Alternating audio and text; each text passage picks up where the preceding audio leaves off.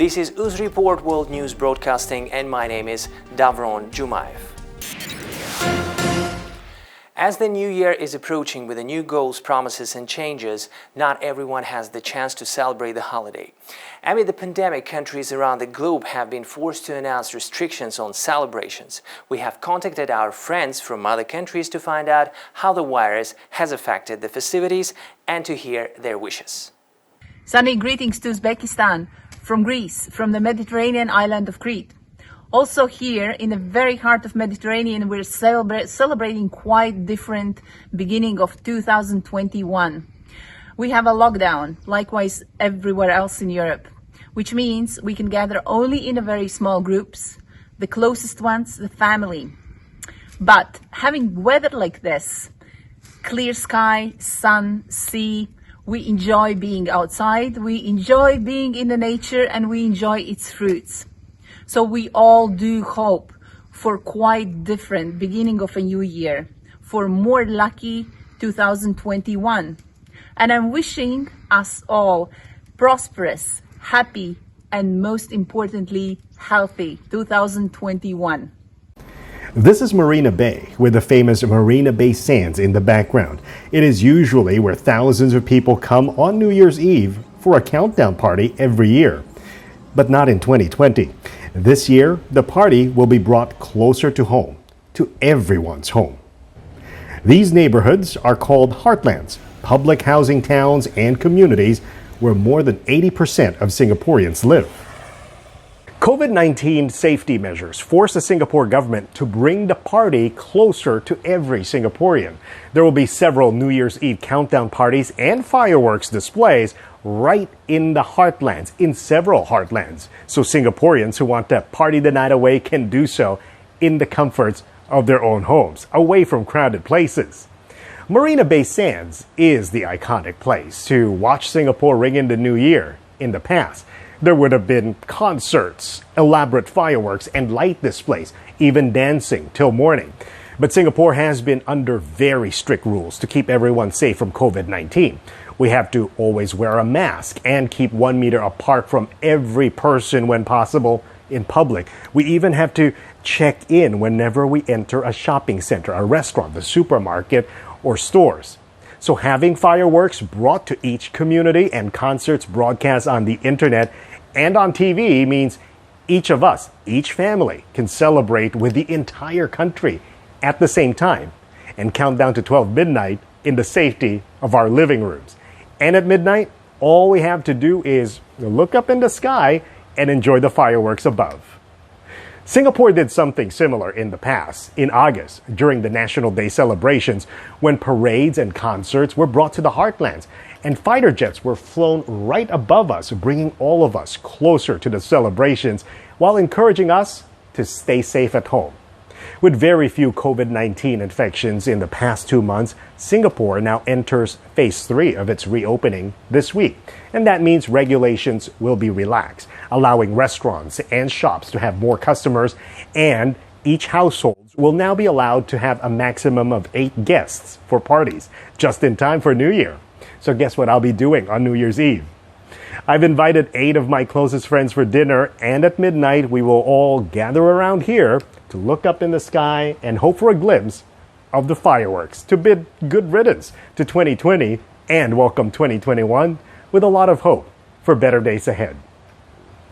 I'm Timothy Go in Singapore, wishing everyone in Uzbekistan a happy, prosperous, and most importantly, a healthy 2021.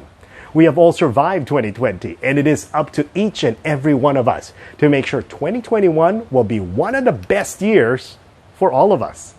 Happy New Year to you and your family. Yang Yil Mubarak. According to the State Statistics Committee, Uzbekistan exported $1.5 billion textile products year to date. Last year, this figure was $1.9 billion. To date, Uzbekistan exports its textile produce to 69 countries of the world. Exports to Russia over the past 11 months of 2020 made up $596.8 million. Goods worth $370.4 million were delivered to China. Kyrgyz Republic imported $248.8 million worth Uzbek textiles. Turkey bought goods worth some $189.6 million. The share of Poland and Kazakhstan comprised $40.1 million and $38.4 million respectively. Uzbek-Tajik bilateral trade turnover has slowed down during the times of crisis. The trade volume during January-November 2020 reached $300 million, down 7% year-on-year. Over the past 4 years, trade between Uzbekistan and Tajikistan has grown more than 30 times, from $12 million in 2015 to $362 million in 2019. Uzbekistan to date is the fourth largest trade partner of Tajikistan.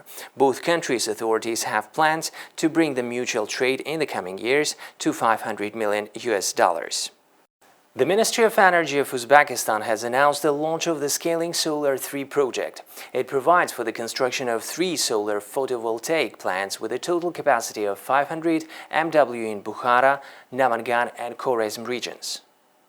Investors will be identified based on the results of the tender. On October 18, 2019, the UAE company Masdar won the tender for the construction of a 100-megawatt FPP in Navoy region within the framework of Scaling Solar 1. As the project has proved its success, the government of Uzbekistan has decided to go further and signed an agreement with the International Finance Corporation, signed to attract consulting services and increase the capacity of the Scaling Solar project to 1,000 megawatts.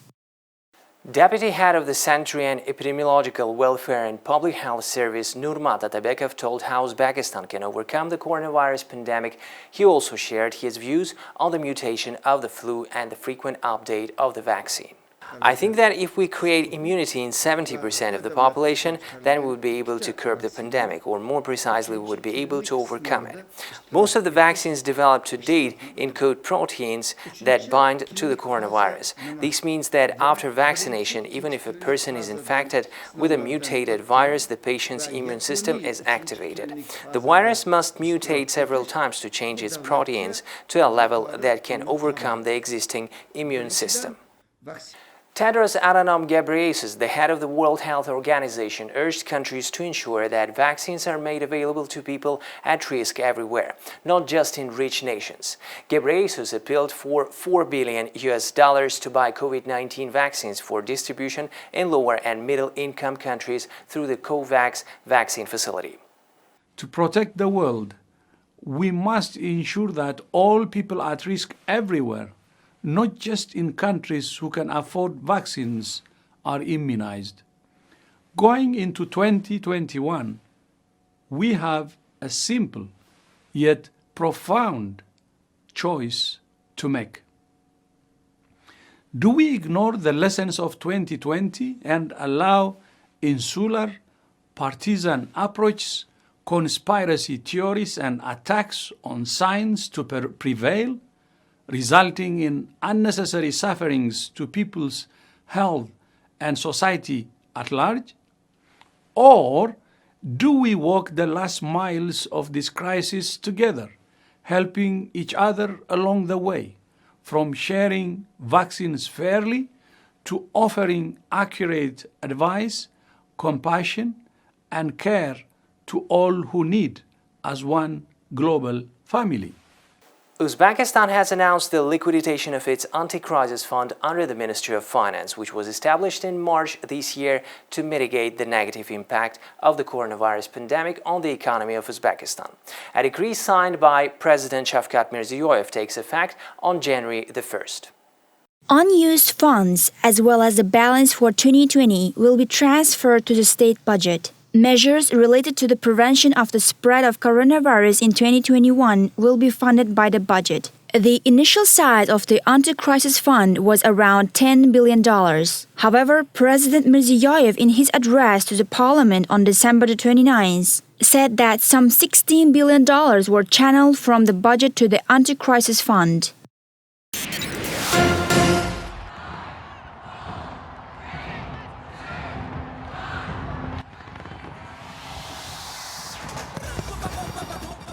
New Year's Eve 2019 saw traditional, colorful, and noisy fireworks and light shows, attracting huge crowds to the party as the clock ticked into 2020 across the world. But as the rockets exploded and champagne corks popped in cities like Sydney, Paris, Berlin, New York, and Rio de Janeiro, news was already breaking that health officials in Wuhan, China, were investigating the first signs of what was to become the coronavirus pandemic. Now, with more than 1.7 million deaths and almost 79 million cases worldwide, New Year's Eve 2021 will be a muted affair with crowds banned, firework displays cancelled, and many entertainment venues closed. It promises to be a stay-at-home occasion for millions, with hopes that a planned mass vaccination campaign will mean the celebrations can again take place in earnest next year.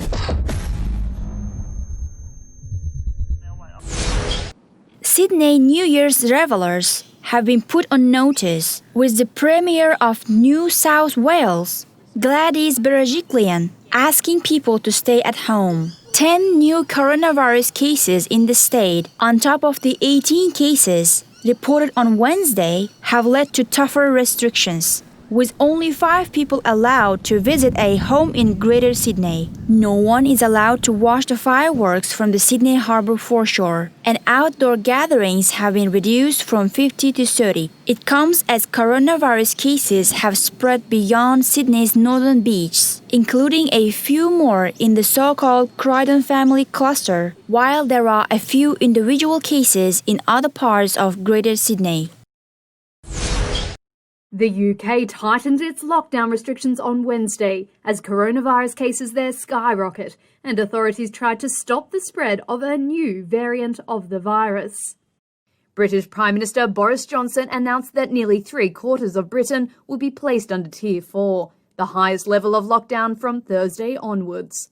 He also urged people to stay home for New Year's Eve. We've seen a 40% increase in cases in England in the last week alone, almost 15% more patients in hospital, more than at the peak of the first wave. And yesterday, sadly, we recorded almost 1,000 deaths across the UK for the first time since April.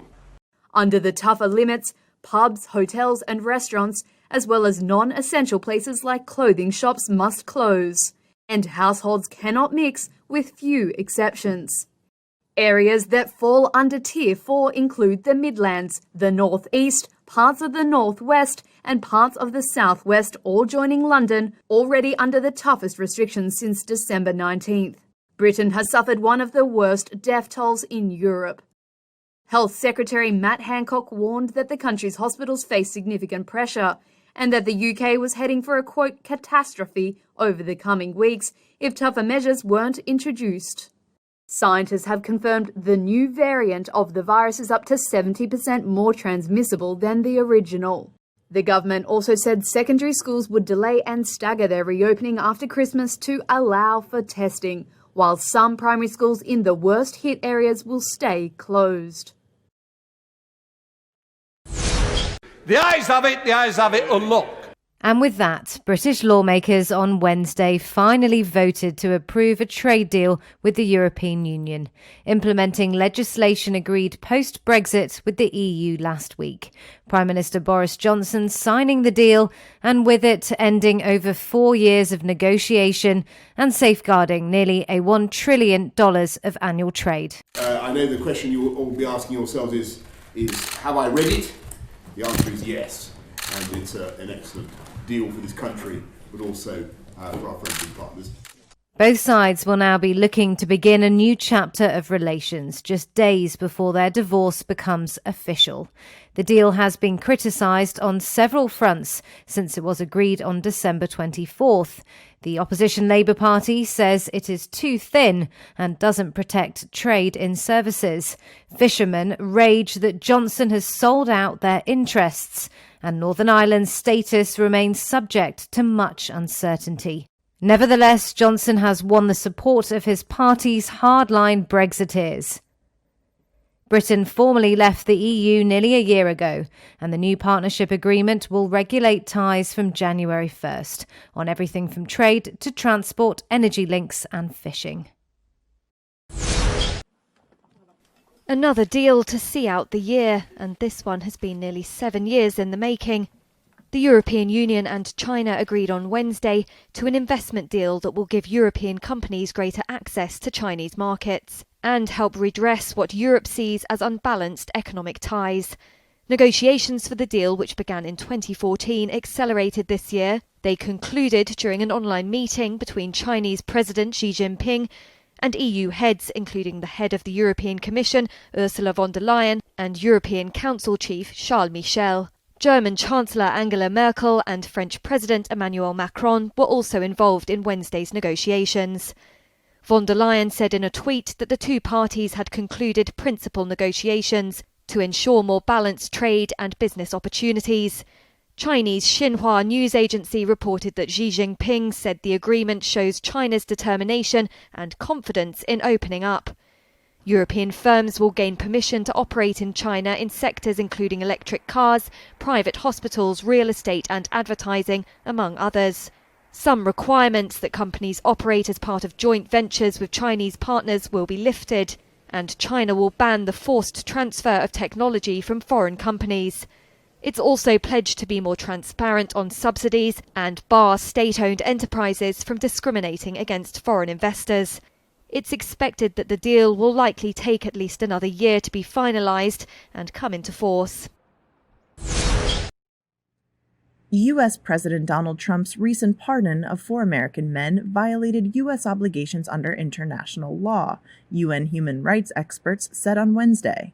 The 4 were convicted of killing Iraqi civilians while working as contractors in 2007. Nicholas Slatton was convicted of first-degree murder, while Paul Sloff, Evan Liberty, and Dustin Hurd were convicted of voluntary and attempted manslaughter over the incident in which U.S. contractors opened fire in a Baghdad square and killed 14 unarmed Iraqi civilians. The 4 contractors worked for the private security firm Blackwater, which is owned by the brother of Trump's education secretary. The pardons were strongly criticized by many in the United States. General David Petraeus and Ryan Crocker, respectively commander of U.S. forces and U.S. ambassador in Iraq at the time of the incident, called Trump's pardons, quote, hugely damaging, an action that tells the world that Americans abroad can commit the most heinous crimes with impunity.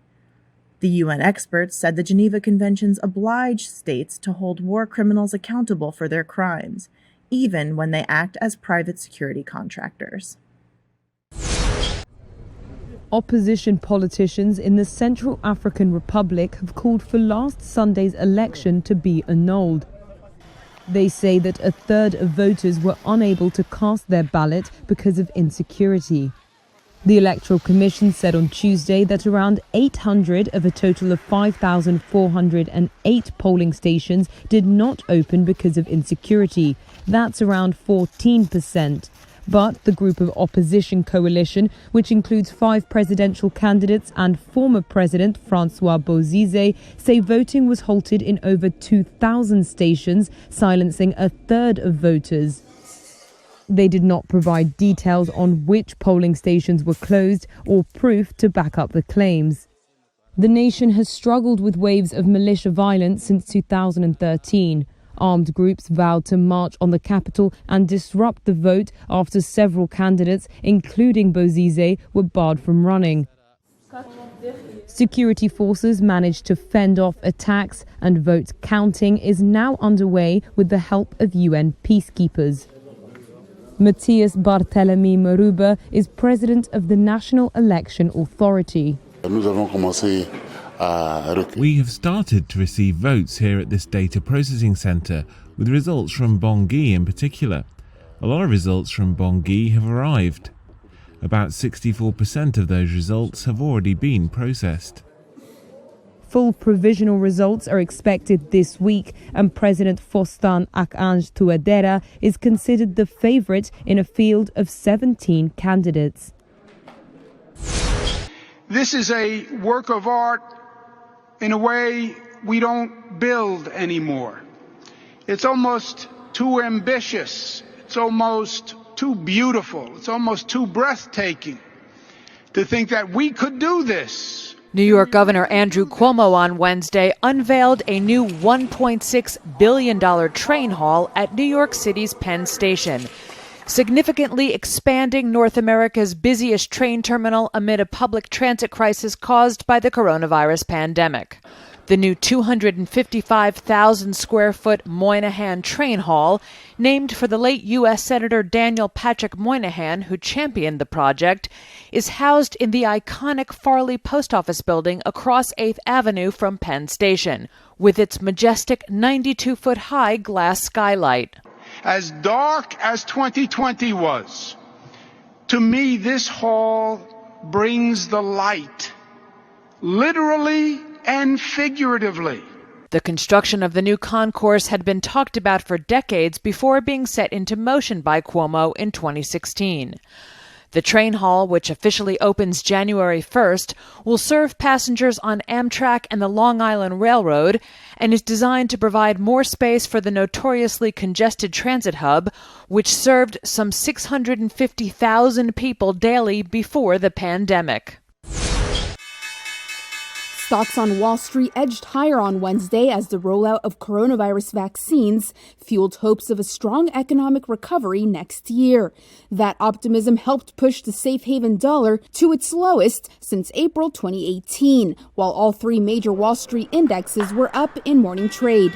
Boosting sentiment was Britain's approval of the emergency use of AstraZeneca and Oxford University's COVID-19 vaccine, which will start being administered on Monday. Do we turn our backs on struggling working families? But tempering optimism was the back and forth in Washington over the size of stimulus checks to Americans.